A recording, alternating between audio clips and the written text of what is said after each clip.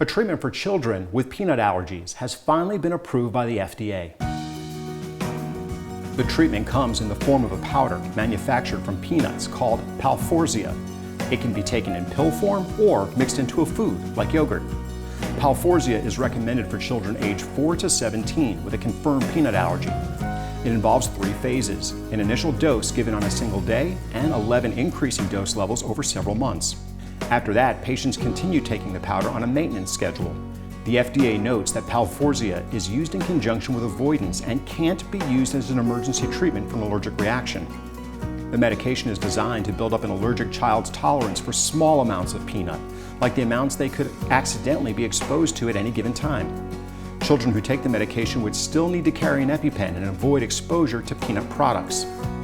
About 1 million kids in the U.S. live with peanut allergies, and only about 1 in 5 of them will outgrow it.